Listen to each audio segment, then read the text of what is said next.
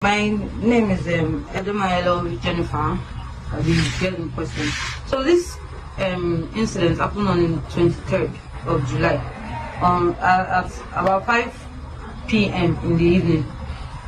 I myself and my co-couples were just in our couples lodge, charging our phones, minding our own business as youths that we are, as usual. So we heard a knock on the door, and at first we thought it was a neighbor's door because it was a 3-story building with a lot of flats, a lot of rooms. So we actually thought it was a neighbor's door that was being knocked on. So we ignored the first time until we heard it again, but this time it was way more aggressive, and it was like the person on the other end was angry about being ignored. So I decided, okay, let me go and check if it's our door that is being knocked or who is at the other end. Even before I got to the door was kicked in. If I had even made a step further, the door would have hit me in, and only God knows what. So on the other end of the door, I saw a masked man with a gun. I don't know what type of gun, and he wasn't wearing any form of uniform, whether military or just plain uniform. He wasn't wearing no form of identification. At first I was afraid that it was an armed robber, until I heard him say, all of you outside. That was when I summoned a little courage and was like, outside as how? All of us here are coppers. All of us in this room, this particular room you kicked in, all of us here are coppers. It was the event of this argument. My colleagues came out and was like, what's going on? And then I told them that he's asking us to come outside. For reasons he didn't explain, he didn't even introduce himself or tell us where he's coming from. So my colleague was like, all of us here are coppers. If you want to even say our ID card, he went inside, got his ID card, and even told the others to bring out their ID card and everything for identification, just to clear ourselves. But they ignored, even forced themselves inside our rooms, packed our laptops, our phones, and everything. And they became very, very aggressive. That what gave us rights? What kind of stupid coppers that were doing Yahoo, were doing this and that inside the room? And we're even trying to explain ourselves, even those of us that were not with our ID cards because we came from our PPA. We're even offering to show them our portal, our NYSC portal, as evidence that we're coppers, we are serving coppers. They ignored everything and forced us downstairs, pushed us, like they almost pushed me down the staircase, telling me that I'm the one that is even having mouth. What gave me rights as a woman to challenge them. So when we got downstairs, we saw their vehicle. That was when we even identified that, these people are Anambra Vigilante Group, Babi Odogashi. That was what was written on the vehicles that we saw outside. So when even if you want to force us, even if you want to go with you, we should at least call somebody, either our LGI or we should call our proprietors so that they will know that we're going somewhere with people, because you didn't introduce yourself. We don't even know you. We don't know where you are taking us, so we can't just follow you like that.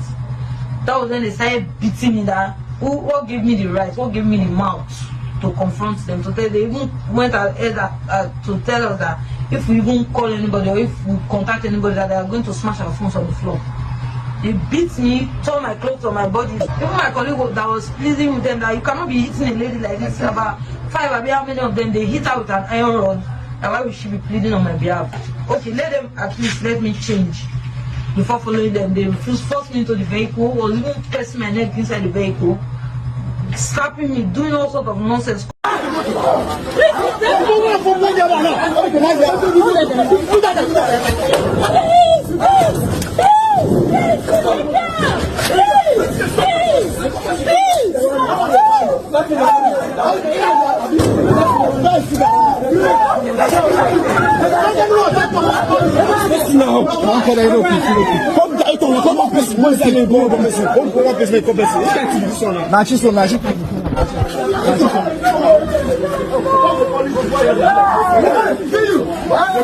On the 23rd of July 2025, we received the report that the operatives of Udogashi, Agoneshenbake, the exercise of the operations in Oba community, went into a compound in the pursuit of some suspected cultists, and in the process they assaulted some youth coppers. Upon that report, immediately on that same day, we arrested the operatives, because that act was totally outside the purview of our mandate, and the act itself is condemnable. We arrested them on the 23rd of July 2025.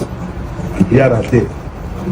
Then on the same 23rd of July, we got in touch with the coppers, especially the two of them that one of them is now in the online trading video online. So we got in touch with them that same 23rd. Then took them to the hospital for medication, and we paid the hospital bills. On the 24th, they came to my office here in company of the local government coordinator of the NYSC for Idemrisa local government area. And we brought out the suspects for proper identification, and the coppers were able to identify them as the people that perpetrated the act. First and foremost, we obtained statements from these suspects, and equally obtained statements from the coppers. And we told the coppers next step we were to take, which was to hand them over to police for investigation.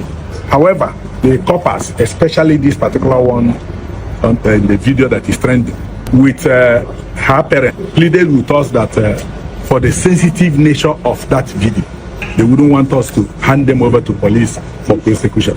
Coming from them, we agreed to that. And there and then, they listed out some of the things they claimed were damaged, including laptop, phones, and other things. And we paid.